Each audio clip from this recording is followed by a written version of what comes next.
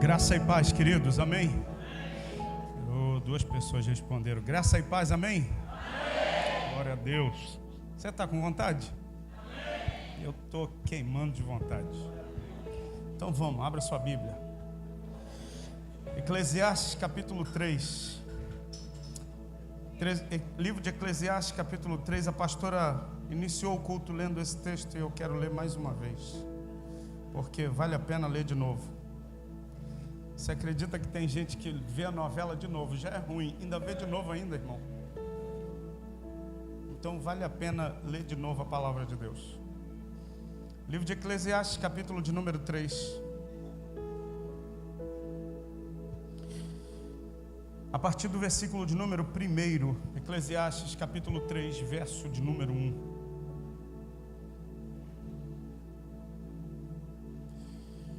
Vamos lá. Você gosta de orar? Quem é que gosta de orar? A gente está precisando de intercessor na igreja. Se você quer orar, quer colocar sua vida no buraco. Como assim, pastor? Na brecha, ué. A Bíblia diz que o intercessor é aquele que se põe na brecha. Então quer colocar sua vida na brecha. Sexta-feira, eu espero por você. Qual o horário? Sexta-feira tem o mistério da formatura. Eu espero por você sexta-feira, sim, na formatura do curso Você é Capaz. E na outra sexta-feira eu espero por você no treinamento para novos intercessores da igreja, e vai ser uma bênção em nome de Jesus. Quantos homens aqui gostariam de ficar no buraco, entrar na brecha, orar? Ótimo, aleluia. A gente só tem 2 varões, 2 homens no time da intercessão, e precisa de voz masculina, irmão, para gritar alto: Satanás, te repreendo agora. É a galera da oração, eles são poder na terra. E eu quero dizer que a partir de amanhã a gente começa um tempo de jejum pela sua vida. Eu vou pedir as irmãs e o nobre varão Marcos, só ele que está aí hoje, não estou vendo o Leandro aí. Leandro está aí não? Oi? Então, estou falando que está precisando de oração, irmão? Estou falando, hoje ele está na música do homenzinho torto. Mas Jesus vai endireitar, amém? É só a gente orar que endireita. Pessoal da intercessão, além das que estão lá atrás, quem está sentadinho, fique em pé. Gláucia, Luciene, Sabrina, Tati estão lá, irmã Lúcia e Marcos. Esse é o time de intercessão. E a partir de amanhã essa galera começa a jejuar por você. Pastor, amanhã eu vou sair para procurar emprego. Vai ter alguém que vai estar jejuando por você. Pastor, amanhã eu vou sair cedo para trabalhar. Tem alguém que vai estar jejuando por você. Pastor, amanhã eu vou assinar um contrato. Vai ter gente que vai estar orando e jejuando por você. Pastor, eu vou fazer um exame. Amanhã vai ter gente orando e jejuando por você. Pastor, eu estou precisando de oração. Vai ter gente amanhã orando e jejuando por você. E na terça-feira também. E na quarta também. E na quinta também. E na sexta também. E no sábado você ora, para tu não ficar muito descansado. Então vamos lá no texto bíblico. Eclesiastes capítulo 3, versículo de número 1 diz: tudo tem o seu tempo. Olhe para quem está do seu lado e diz assim: tudo tem o seu tempo. Agora faz uma cara de bem bravo e diz: você precisa aprender a discernir o tempo. O sábio que escreve Eclesiastes diz: tudo tem o seu tempo determinado. Há tempo para todo propósito debaixo do céu. Há tempo de nascer e tempo de morrer. Há tempo de plantar e tempo de arrancar o que se plantou. Tempo de matar e tempo de curar. Tempo de derribar e tempo de edificar. Tempo de chorar e tempo de rir, tempo de prantear e tempo de saltar de alegria, tempo de espalhar pedras e tempo de ajuntar pedras, tempo de abraçar e tempo de afastar-se de abraçar, tempo de buscar e tempo de perder, tempo de guardar e tempo de deitar fora, tempo de rasgar e tempo de coser ou costurar, tempo de estar calado e tempo de falar, tempo de amar e tempo de aborrecer, tempo de guerra e tempo de paz. E você vai sair daqui hoje entendendo que para todas as coisas debaixo desse céu tem um tempo e um propósito determinado por Deus para a sua vida. Você crê nisso? Eu estou com o meu coração queimando com essa palavra. A pastora falou, a gente está vindo, chegamos agora há pouco de Manhuaçu, saímos de lá cedo, estrada o tempo todo, e aí dá um soninho, toma café, não resolve nada, mas a gente finge que resolve, aí para mais um pouco, estica a perna, respira, dá uns tapas na cara bem forte, volta para o volante, dirige mais um pouco, e a gente conseguiu chegar aqui, graças a Deus. E a gente teve um tempo muito especial. Ontem foi aniversário do meu pastor e eu amo a vida do meu pastor, é o meu pai espiritual, apesar de eu não ficar falando pai, é meu pastor. E eu fui lá para honrá-lo, não levei presente, acho que foi o único aniversário que eu não levei um presente para ele, mas eu estava lá, eu falei, olha, mais um aniversário do Senhor e eu estou aqui. Eu andei esses quilômetros todos só para estar e desfrutar da companhia do Senhor e dizer que vale a pena servir a Deus e servir ao Senhor. E temos estado lá. E Ele me levou para me mostrar um novo tempo. E a Igreja da Aliança está iniciando um novo tempo e uma nova estação. Ele esteve aqui na semana passada e ele me falou, olha, Júnior, eu estou para concluir um projeto. Eu estava num tempo de oração. Eu pedi a Deus que até o último dia do mês de maio Deus me respondesse. Ele estava para abrir uma igreja em Belo Horizonte. Ele faz o trajeto Manhuaçu-Belo Horizonte, 5 horas de carro, uma estrada perigosa. Já sofreu alguns acidentes. O último que ele sofreu, ele estava voltando de noite para casa, ele atropelou uma vaca e por graça de Deus ele não sofreu nada. O carro foi perda total, mas a vida dele foi salva.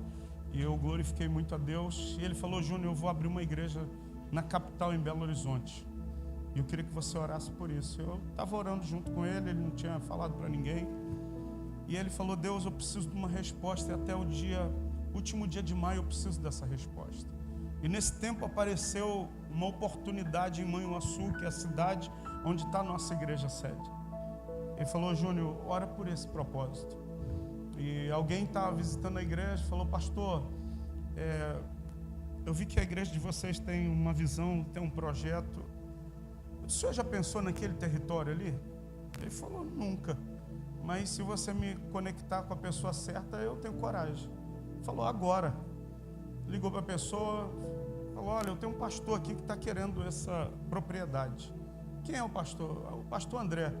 O pastor André eu conheço, pode falar para ele que a propriedade é dele. E assim que eu cheguei em Manhuaçu ontem, ele me levou para ver a propriedade. Ele já tinha me falado e ontem os meus olhos viram um tempo novo. Por isso que eu quero falar hoje sobre tempo. E o espaço é só um bairro da cidade. São 30 mil metros quadrados. Une um bairro até o outro bairro. A gente andou de carro para percorrer todo o terreno da Igreja da Aliança em Manhuaçu. Ele falou, Júnior, é nosso por tempo vitalício. Meus dias podem acabar nessa terra e a igreja vai continuar aqui. Ninguém tira mais a igreja.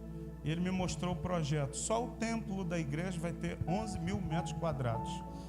De um lado vai ter um centro de reabilitação de drogados, casa para homem e para mulher serem reabilitados. Do outro lado, uma creche para dar assistência, porque de um lado é um bairro que une, um terreno de 30 mil metros quadrados que une um bairro ao outro bairro. Um bairro é o bairro nobre, onde está gente de muito dinheiro. E o outro lado é o bairro de gente muito, mas muito pobre. E a igreja vai ficar no meio de tudo isso. Ou seja, eu falei, apóstolo, então o senhor vai estar nos palácios e o senhor vai estar nos guetos e o evangelho e a mensagem da aliança vai percorrer todos esses lugares. Vai ter uma casa de recuperação para recuperar drogados, mulheres e homens, uma creche para dar assistência, as crianças que estudam na escola municipal, vai ter um prédio para reforço escolar, vai ter um sítio dentro do terreno da igreja para fazer encontro com Deus, O Manaim não vai precisar mais fazer em nenhum outro lugar, vai ser no terreno da igreja. E ele falou: Júnior, a gente está pensando também em fazer um hotel onde as pessoas que vão vir para a conferência não precisam mais ir para um outro hotel, vai ter o próprio hotel da igreja. E ele falou: é um novo tempo. Ele falou: agora só falta o dinheiro. O terreno Deus já deu. E Deus vai levantar as pessoas.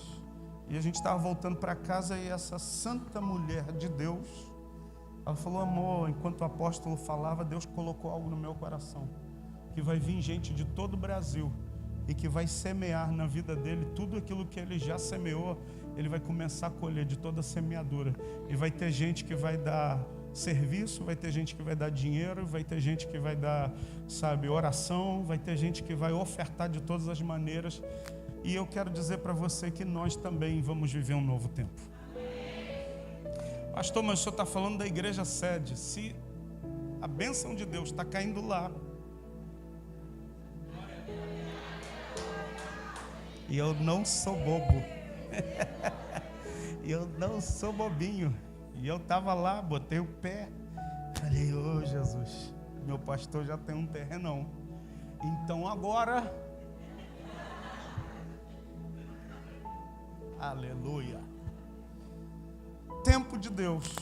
Mas o nosso grande problema é a gente saber discernir o tempo. A grande questão nossa é a gente não entender tempos e estações. Para cada tempo a gente tem um comportamento, uma visão, uma maneira de se posicionar. Para cada estação do ano a gente tem uma roupa, sim ou não? Você está me vendo com essa roupa aqui, está me apertando, mas estava frio lá, neblina, frio, casaco, frio, mais casaco, e continua frio. Mas quando a gente chegou aqui, a Cristiane falou: chegamos aqui, já está abafado, né? Mas só que não dá para tirar esse aqui, só quando chega em casa e toma banho. E eis que te digo que tomei banho bem cedinho e depois eu quero seu abraço, louvado seja Deus. Se você é de aliança, você vai me abraçar no final do culto. E quem falou misericórdia não vai para o céu, não vai para o céu, você não vai subir. A Bíblia diz que quem abraçar o pastor, esse está salvo. Quem não abraçou e falou misericórdia já está condenado, segundo Júnior capítulo 3, versículo 17. Escuta, a grande questão é a gente saber compreender tempos e estações. Agora entenda, não sou eu que coloco a roupa para a estação chegar. A estação chega e eu coloco a roupa adequada à estação que está vivendo. Chegou o verão, você vai colocar um casaco de frio e falar assim: tem que fazer frio agora. Não, chegou o verão, você vai colocar uma roupa mais leve. Se você vai para a praia, você vai de terno e gravata para a praia, crente. Ah, para com esse negócio que você é consagrado demais. Escuta, chegou o frio, a gente bota o paletó, a gente bota aquela roupa mais aquecida, mas a partir do momento que o tempo começou a esquentar, o que você faz? Tira o casaco. Escuta, quando eu vou discernir o tempo que eu estou vivendo, eu começo a ter comportamentos de acordo com o tempo e com a estação que nós estamos vivendo.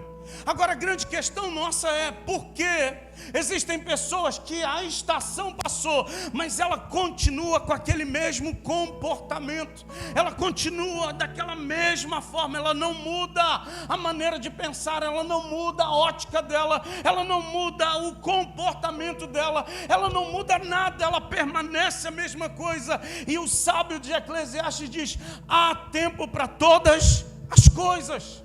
Tem tempo de abraçar e tempo de afastar de abraçar. Tem tempo de plantar e tempo de arrancar aquilo que se plantou e colher. Tem tempo para tudo, meu irmão. E eu quero dizer para você que a igreja aqui no Rio de Janeiro, a gente precisa aprender a fazer uma leitura do tempo, porque quem não sabe fazer uma leitura do tempo sempre fica para trás.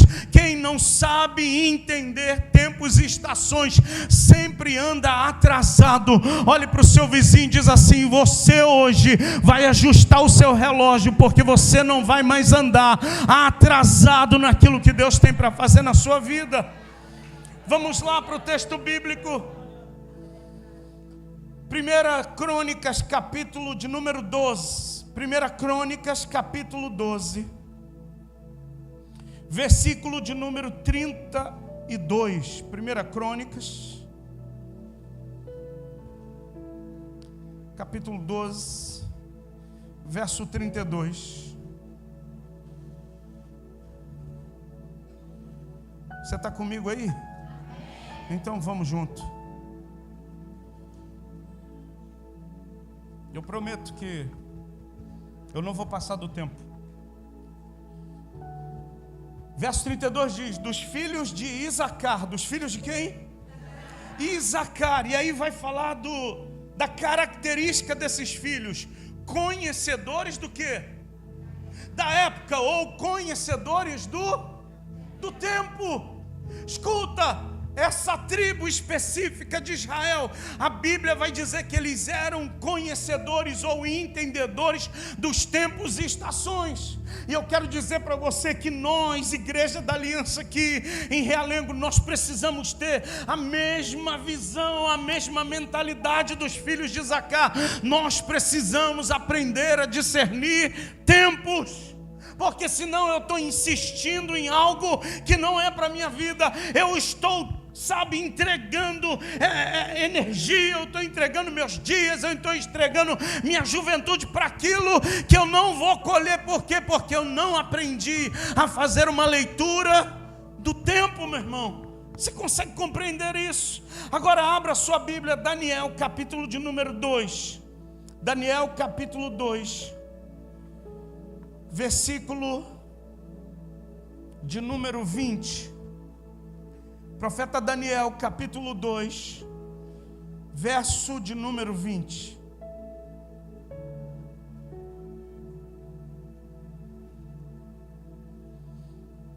Diz assim: disse Daniel: seja bendito o nome de Deus, de eternidade a eternidade. Porque dele é a sabedoria, dele é o quê? Sabedoria e o poder. Verso 21. É ele quem muda o quê? O tempo e as estações. Remove reis, estabelece reis. Ele dá sabedoria aos sábios e entendimento aos inteligentes. Escuta, o autor de Eclesiastes vai dizer: há um tempo determinado para todas as coisas. Agora o texto vai dizer, lá em Crônicas, que existia uma tribo chamada os filhos de Isacar, que eram conhecedores da época, do tempo. E agora Daniel vai escrever: ele é poder e sabedoria. E o texto diz: ele é quem muda tempos e estações. E eu quero dizer que um tempo novo está se iniciando na vida dessa igreja. Nós estamos terminando essa obra. Se você é espiritual, você já está compreendendo que a obra espiritual que Deus está fazendo nessa casa, ela está quase chegando no fim. E quando chegar o fim dessa obra espiritual que Deus começou, vai se inaugurar um novo tempo na vida da igreja.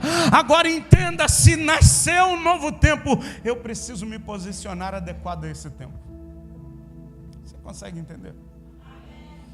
Nosso grande problema é que ele muda tempos e estações, mas a gente não consegue acompanhar. E a gente fica lá naquela velha estação. Escuta, Deus mudou o tempo.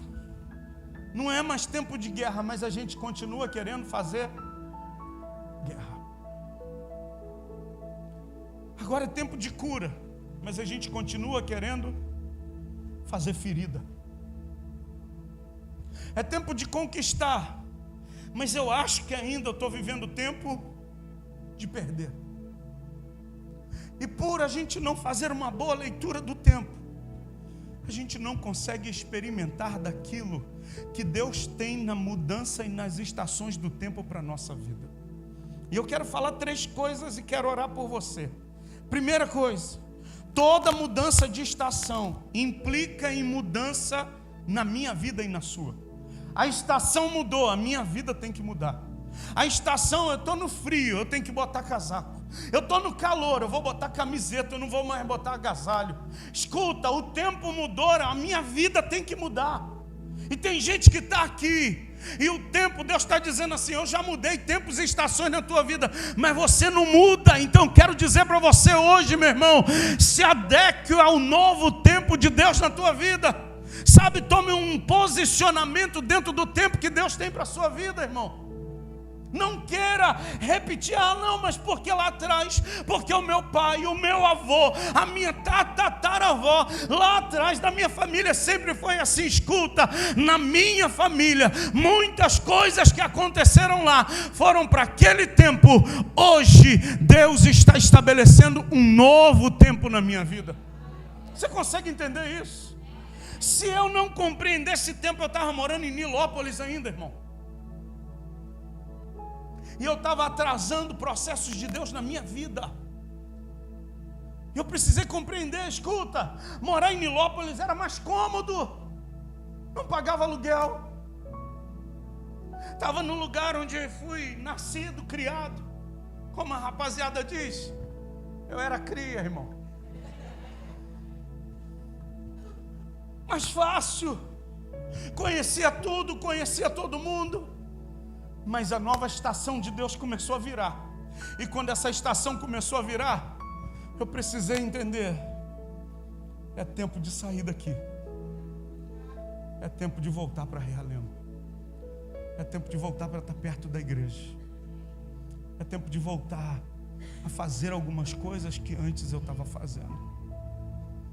Escuta, como eu falei, amanhã o pessoal da intercessão começa o tempo de oração e jejum por você. E sabe quem vai orar e jejuar por você amanhã? Sou eu e a pastora. Porque se alguém precisa começar a mudança do tempo, essa mudança precisa começar comigo. Então eu quero dizer que amanhã eu estou orando e jejuando por você. Para quê? Para que você entenda que a igreja está vivendo um novo tempo. Então você não pode ter atitudes da velha natureza e da velha criatura. 2 Coríntios, capítulo 5, verso 17, Paulo deixa registrado: assim, se alguém está em Cristo, é nova criação, ou é nova criatura, as coisas velhas já passaram, eis que tudo se fez novo. Tem gente que ainda está vivendo coisa velha, quando tudo já se fez novo na sua vida, porque você não entendeu. Eu estou no novo tempo da minha vida.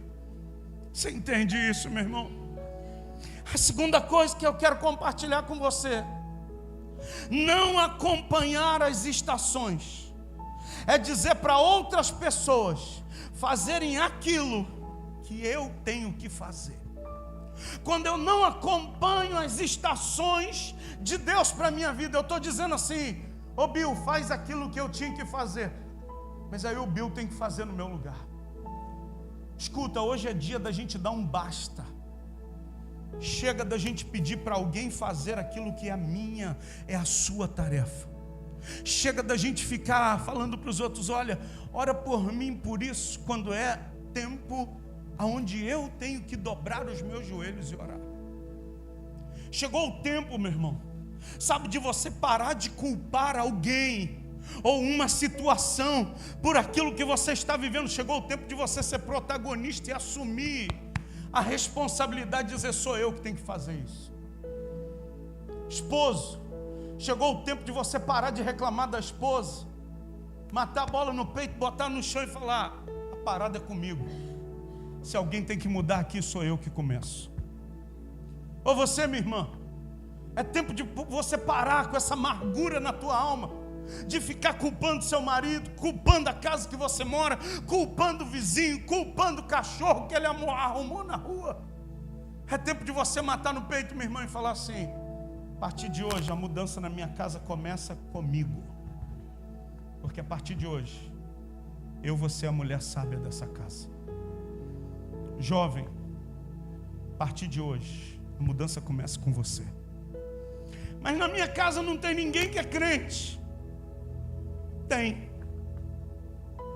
Você que não enxerga. É É com você que Deus está contando. A salvação na sua família vai começar com você. É com você, Lívia. É com você, Yasmin. É com você, linda. É com você, Ana. Começa com a gente. Mas a gente, quando não entende que o tempo mudou, a gente fica sempre culpando alguém, Salim. E eu sempre digo que existem sempre 2 culpados na igreja. Quer que eu repita? Mas eu repito. Ou é o diabo, ou é o pastor. E quem é frouxo não culpa o diabo. A culpa é do pastor. Porque não assume. O erro é meu.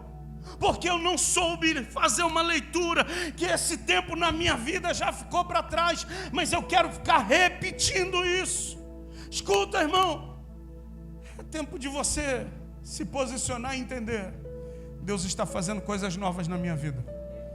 Então as coisas velhas ficaram para trás. Eis que tudo se fez novo. O velho Júnior era brigão. Passou a estação do brigão. Quando alguém fala alguma coisa, aí o velho Júnior, deixa que é comigo.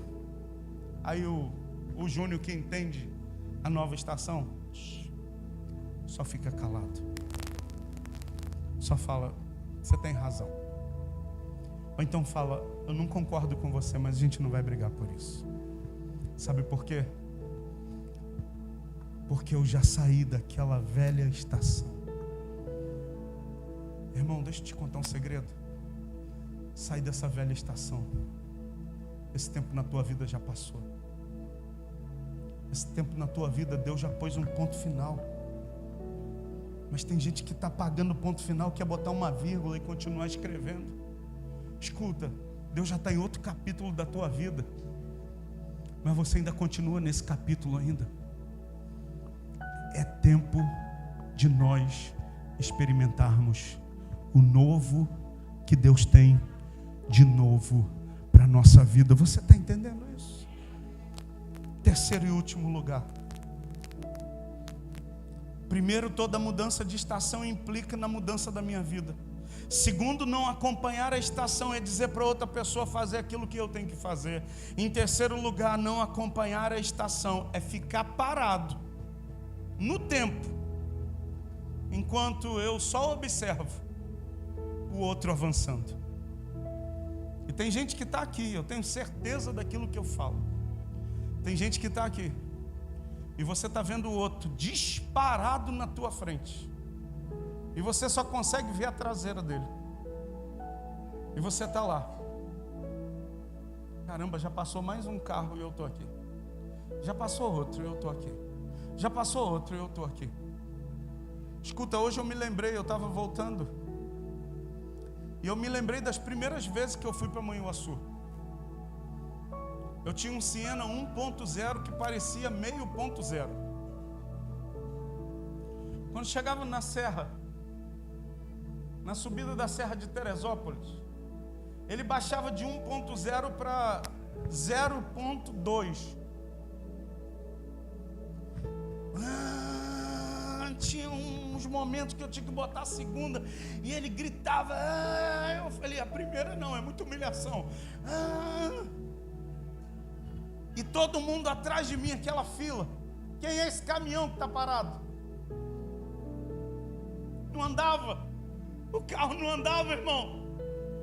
E tinha uns que passavam: sua mãe é uma bênção. Eu não falava Deus te abençoe. E quando passava um carrão, irmão, vum, eu só vi o barulho e a traseira passando. Eu falava: um dia eu vou ser grande assim. Um dia eu vou passar assim. Um dia eu vou fazer uma ultrapassagem dessa. Minha única ultrapassagem era pela Tartaruga, irmão, mais nada. Horas para chegar em Manhuaçu. E hoje na volta eu estava com pressa de chegar. Aí eu precisei, aproveitando que a pastora deu uma dormida, eu falei: está na hora do novo. A nova estação. Aquela pista assim. Eu falei: agora. Olhei, ela estava dormindo. Aí saiu o pastor Júnior antigo. Falei, sai daí! Ai, não saía. Aí eu tive que reduzir, eu me lembrei. Um dia eu estava assim. Escuta, eu estou fazendo uma analogia bem rude. Mas tem gente que está aqui. Já era para você estar acelerando muito mais. Já era para você estar lá na frente. Mas porque você não fez uma leitura do novo tempo de Deus, você continua praticando as mesmas coisas. Já era para você estar experimentando de coisas muito maiores em Deus. Mas você só pode experimentar disso porque você não mudou a sua maneira de pensar. Abra sua Bíblia, Romanos capítulo 12. E eu quero encerrar e orar por você. Pastor, já acabou? Eu quero orar. Romanos 12, verso 1. Rogo-vos, pois, irmãos, pelas misericórdias de Deus, que apresenteis o vosso corpo por sacrifício vivo, santo e agradável a Deus. Olhe para o seu vizinho e diz assim: você precisa se apresentar vivo, santo e agradável a Deus. Fala para o outro para não ficar com inveja. Fala, você precisa se apresentar para Deus como um sacrifício vivo, santo e agradável a Deus. Quando você se apresenta assim para Deus, sabe qual é o nome disso? Culto racional. Culto racional. Eu e a pastora ouvimos muito isso na igreja de onde a gente veio. Que culto racional era culto sem barulho. Não precisa falar em línguas, é culto racional. Não precisa de manifestações espirituais, é culto racional. Não é, culto racional não é isso. Culto racional é entender, eu tenho que me apresentar para Deus de uma maneira viva, pulsante, de uma maneira agradável. E eu preciso me apresentar a Deus de uma maneira santa. Aí o verso 2 diz assim: e não se conforme, e não vos conformeis. Esse não se conformar é não entra na forma do mundo. Escuta, esse mundo tem uma forma. Esse mundo tem uma forma. E quando eu entro na forma e na forma do mundo, eu não estou habilitado. Porque Paulo vai dizer: e não entre na forma, não vos conformeis com esse século, mas transformai-vos pela renovação do quê? Da vossa mente, da maneira que vocês têm de pensar, para que experimenteis qual seja a boa, agradável e perfeita vontade de Deus. Escuta, quando aqui não muda, eu não experimento de nada no meu exterior. Quando a minha mente continua escrava da velha natureza, eu não acesso os tesouros da nova natureza. Quando a minha mente continua cativa, você já viu alguém cativo, amarrado, preso? Escuta, quando a sua mente está assim, você não consegue experimentar que Deus tem algo bom, agradável e perfeito para você. Me explica melhor, pastor? Te explico e já vamos orar. Quando eu não entendo aqui que eu estou vivendo um novo tempo de Deus, uma nova estação, eu acho que a vitória, a conquista, a bênção, a alegria, um casamento feliz, uma carreira profissional abençoada, um empreendimento que deu certo, seja lá o que for, eu não consigo entender que é para mim, porque eu continuo me vendo cativo, amarrado. Eu não me vejo livre, abençoado, bem-sucedido, próspero, feliz, alegre. Tem gente que a vida da pessoa é tristeza profunda, porque ela ainda está presa. Tem gente que está me ouvindo aqui, você não consegue, sabe, eu estou falando e você está pensando assim: pastor, isso é muito bonito, mas eu nunca vou prosperar.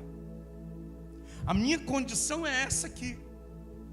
Eu quero dizer para você, não foi isso que Jesus fez por mim na cruz, nem por mim, nem por você. A Bíblia diz que Ele morreu lá na cruz, e Ele quebrou todo jugo maldito que existia sobre a minha vida e sobre a sua. Gálatas capítulo 3, versículo de número 13 diz: todo aquele que era levado ao madeiro se fazia maldito. Quando Ele foi na cruz, Ele quebrou a maldição na vida do Dibo e falou: está cancelado. Está cancelada a maldição na sua vida, Gabi. Está cancelada a maldição na sua vida, Duda. Está cancelada a maldição na sua vida, Rafael. Ele falou: Bruno, está cancelada a maldição na sua vida. Tem gente que vive debaixo do pensamento da velha estação e do velho tempo. Cara, eu não dou certo em nada que eu faço. Eu não avanço em nada que eu faço. Na minha família, ninguém avançou em nada que fez. Na história da linha do tempo da minha família, ninguém conquistou nada. E você carrega isso com você. Quando Deus já mudou a estação, você nasceu de novo, irmão. Paulo vai dizer: você é nova criatura. As coisas velhas. E escuta, vou além. Tem gente que ainda está na velha estação, Davi. E quando vê você acessando a estação nova e aquilo que Deus tem para você, vai lhe chamar, sabe de quê? Está mitidinho agora, hein? Está mostradinho agora, né? Olha. Você já viu quando você se veste com uma roupa diferente? Sempre tem um. Sempre. Tá ficando metido, hein? Velha estação. Porque quem está na nova estação vai falar assim: que roupa legal, você ficou bem. Olha, essa roupa caiu perfeito com você. Esse cabelo com essa mecha loura, combinou contigo. Quem está na nova estação, esse cabelo não combina comigo. Combina com a Ana. Se me ver, pode falar: pastor, isso aí não é nova estação, não. Isso é a estação da loucura. Foge dessa estação, pastor. Escuta. Quando você consegue entender o que Deus tem para a minha vida nesse novo tempo,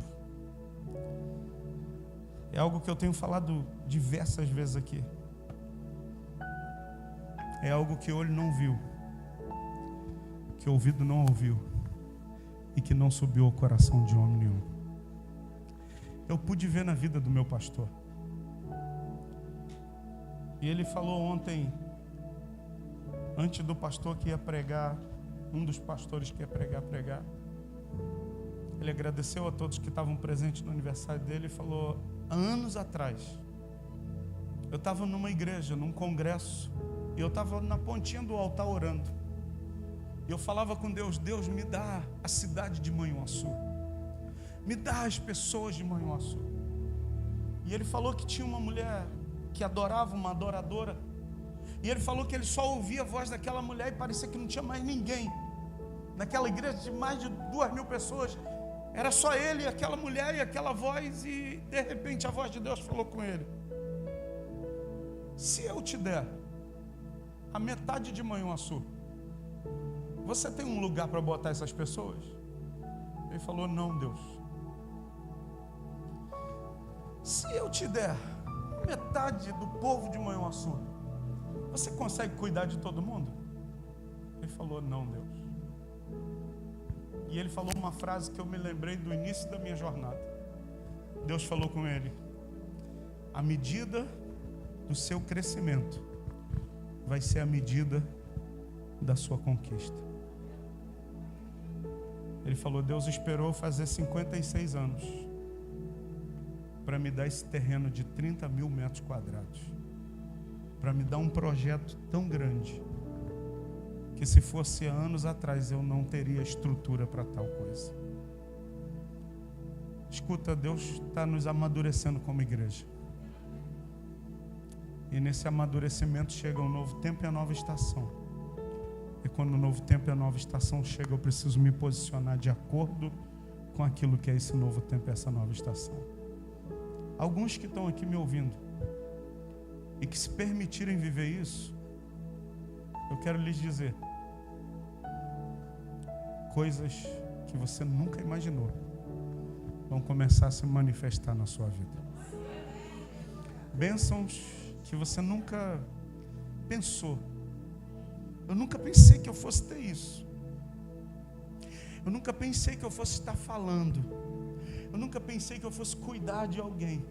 Eu nunca pensei que Deus fosse me levar para tal lugar. Eu nunca pensei que eu fosse ter condições de adquirir isso. Eu nunca pensei que eu chegaria nesse lugar dentro da empresa onde eu trabalho. Eu nunca pensei que eu seria o que eu sou hoje. Essa semana falei para a Cristiane, eu nunca tinha pensado que eu ia fazer 23 anos de casado. Ah, por quê? Você não gostava de mim? Eu falei, é lógico que não, sua bobinha. É porque eu nunca me imaginei casado. É porque eu nunca tinha pensado em casar e ter filhos. Eu nunca tinha pensado em ser pastor de uma igreja, estar casado com uma mulher maravilhosa e ter filhas maravilhosas. Eu nunca tinha imaginado que um dia eu estaria pastoreando você. Eu chegaria na igreja e ia dar um beijo no seu Cláudio. E ele ia me dar um beijo. Falar, pastor, eu amo o senhor. Eu não queria imaginar. Nem no meu maior sonho. Sabe qual era o meu maior sonho? Não vou falar não. Seu curioso. Irmão, era um sonhinho. Sabe aquele sonho de padaria já? Irmão, ele dormiu, acordou, dormiu de novo, ninguém levou ele, estava lá. Era o meu sonho. E Deus falou, não é isso. Seu sonho é... Hã?